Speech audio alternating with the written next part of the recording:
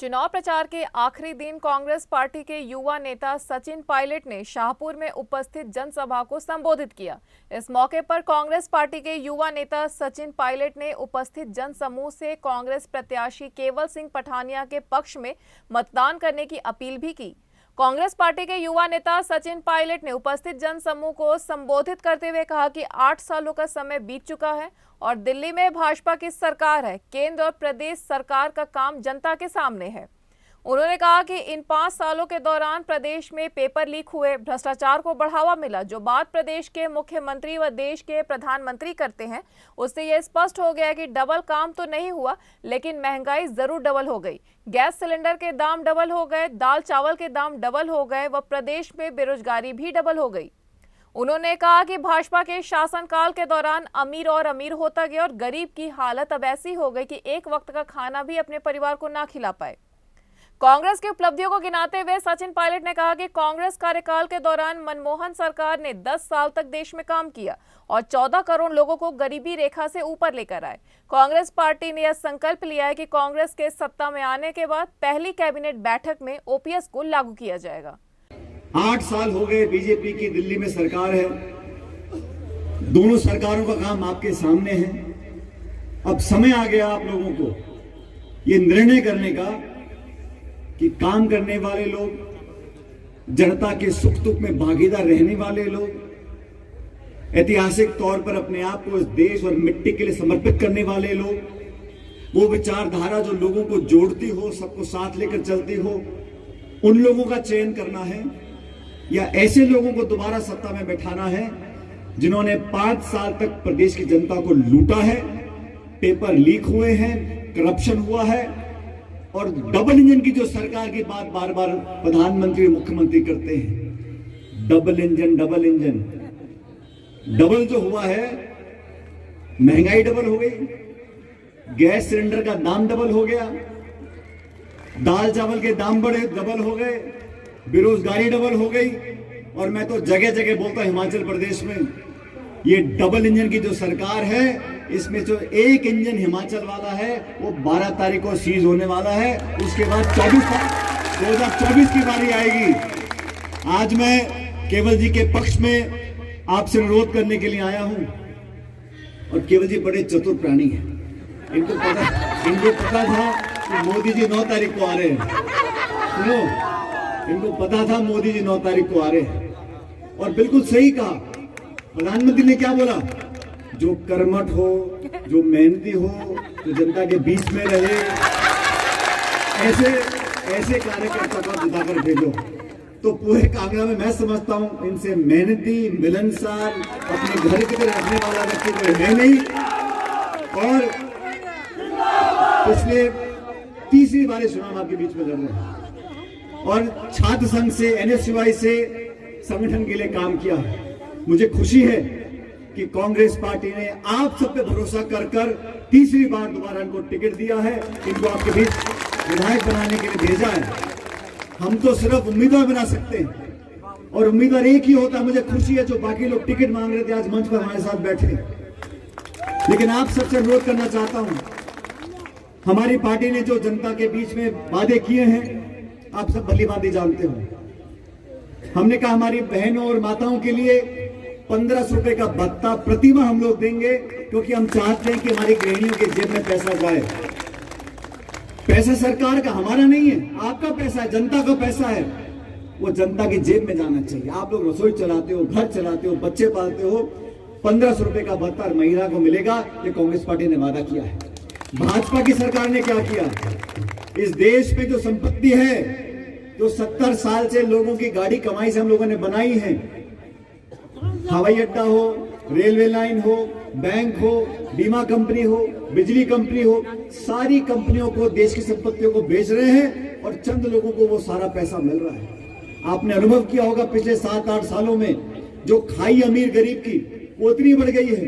जो पैसे वाले पहले थे उनके पास इतनी बेशुमार दौलत आ गई कि उनके पास उनके पैसे गिनने का समय नहीं है, और जो गरीब थे वो लगातार गरीब होते चले गए। मनमोहन सिंह जी की सरकार में 10 साल हम लोगों ने काम किया और 14 करोड़ लोगों को गरीबी रेखा से ऊपर हम लेकर आए। 14 करोड़ लोगों को हमने नरेगा का कानून बनाया, खाद्य सुरक्षा का कानून बनाया, शिक्षा का अधिकार दिया, सूचना का अधिकार दिया। पर बीजेपी सरकार ने क्या दिया? जीएसटी, नोटबंदी, लॉकडाउन, उद्योग बंद, अर्थव्यवस्था चौपट, शिक्षित लोग बेरोजगार। इन 8 सालों में मुझे तो आश्चर्य होता है, जो लोग देश की बात करते हैं, आत्मनिर्भरता की बात करते हैं और देशभक्ति की बात करते हैं, हमारी सरहद में चीन अंदर घुसा चला जा रहा है। जो फौजियों की बात करते हैं, अग्निवीर लेकर आ गए। मतलब लोग बच्चों को 4 साल नौकरी दो और फिर 3/4 को विदा कर दो। जो 21-22 साल का 4 साल की नौकरी के बाद लड़का रिटायर होगा तो कहां दर दर भटके खाता फिरेगा। ये अग्निवीर की जो स्कीम है, ये सेना के संगठन के साथ खिलवाड़ है। और हम लोगों ने ये संकल्प लिया है, सरकार बनने के बाद पहली कैबिनेट मीटिंग में ओपीएस लागू करेंगे, लोगों को ओल्ड पेंशन की मिलेगी। अब देखो पठानिया जी, बीजेपी के लोग फंस गए। वो ओपीएस के लिए हाँ भर दें तो ओपीएस देना पड़ेगा उत्तर प्रदेश में, गुजरात में, मध्य प्रदेश में, पूरे देश में। वो ओपीएस के लिए ना करें तो लोग कपड़े फाड़ेंगे। तो बीच में फंस गए, कहते कमेटी बना देंगे, कमेटी देखेगी। अरे आपने 5 साल क्यों नहीं किया? अब चुनाव आ गया तो यूनिफॉर्म सिविल कोड। उनसे पूछो भाई, गैस का सिलेंडर 1200 रुपए क्यों बिक रहा है? पेट्रोल डीजल देसी घी से महंगा क्यों हो गया? तो हिंदू, मुसलमान, मंदिर, मस्जिद, पाकिस्तान, वही रटा रटा है, इनका राग है। लेकिन मैं इन लोगों से पूछना चाहता हूं, जनता जनार्दन है और केवल पठानिया जी ने विधायक ना रहते हुए भी इस क्षेत्र के गरीब को गणेश मानकर पूजा है। और जिन लोगों को आपने सत्ता दी है, उन्होंने शोषण किया है, दौलत इकट्ठी करी है। अब समय आ गया, ये न्याय के तराजू में तोलो, अपने पराये में फर्क करना सीखो। और जो लोग व्यक्ति आपके दुख और शर्त में हमेशा आपके बीच में रहे, उस व्यक्ति को आशीर्वाद दो, जो मेहनत करता है, जो मेहनत करता है। और मुझे खुशी है केवल जी, ये जनता नहीं है, ये कार्यकर्ता नहीं है, ये केवल पठानिया के परिवार के लोग हैं। और इसलिए मुझे विश्वास है 8 तारीख को जो मतगणना होगी, जब पेटियां खुलेंगी, तो आप लोगों ने पिछली 2 बार से जो कमी रह गई, उस कमी को सूद समेत पूरा करना है, सूद समेत पूरा करना है। और पठानिया जी क्या है, केवल जी बोलते हैं इस बार मुझे पास करा दो, पास करा दो। ए केवल जी, फर्स्ट डिवीजन से पास हो गए, आप क्यों पास की बात करते हो? और आप चाहे कोचिंग सेंटर हो, चाहे उद्योग हो, इन सारे कामों के अंदर सरकार बनने के बाद हम पूरी मदद आपकी करेंगे। आप लोगों से मैं आग्रह कर रहा हूं, माताओं बहनों से विशेष रूप से, भावनाओं में बहना नहीं है। लचीले भाषण, बड़े बड़े विज्ञापन, इतने संसाधन, ये भारतीय जनता पार्टी ने इतना पैसा इकट्ठा कर लिया है। और मैं तो खुद देख चुका हूं मेरे प्रदेश में, राजस्थान के अंदर संसाधन की कोई कमी नहीं। तो इनके बहकावे में, इनके लालच में हमको आना नहीं है, हमें सच्चाई का साथ देना है। और हिमाचल के चुनाव इस देश की राजनीति में एक नया इतिहास लिखेंगे। मैं पूरे हिमाचल में घूमा हूं और ये बात सच है, कांगड़ा से जो जीत कर जाता है वो सरकार बनाता है। और इसलिए मैं कह रहा हूं, इस बार कम से कम 13-14 सीट हम जीतेंगे जिले से। सरकार हमारी बनेगी, एक नई शुरुआत होगी। और पूरा देश देख रहा है, ये राज्य छोटा है, लेकिन मैं बार बार कहता हूं, अगर मुख्यमंत्री जी के काम के ऊपर, हिमाचल प्रदेश की सरकार के कामों के ऊपर अगर चुनाव होता तो जनता अपने आप वोट डाल देती।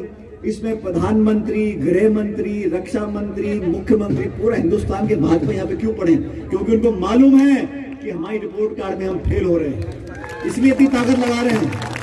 आपने देखा होगा, रोज यहाँ रक्षा मंत्री आते हैं, गृह मंत्री आते हैं, प्रधानमंत्री आते हैं। अगर आपको मुख्यमंत्री में विश्वास होता तो अपने आप जनता वोट डालती।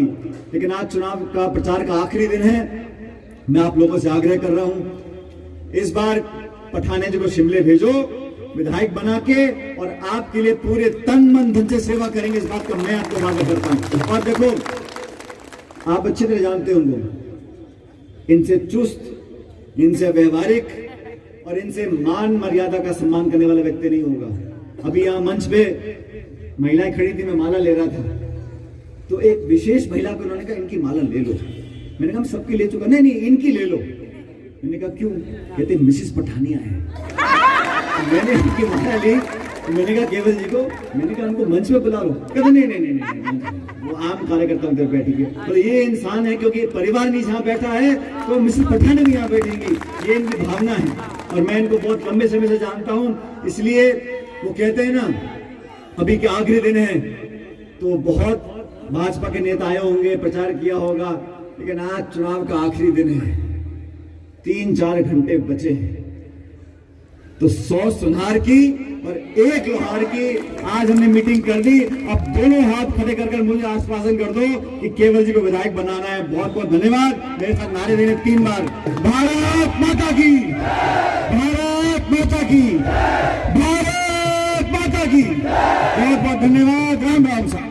News desk N1 live.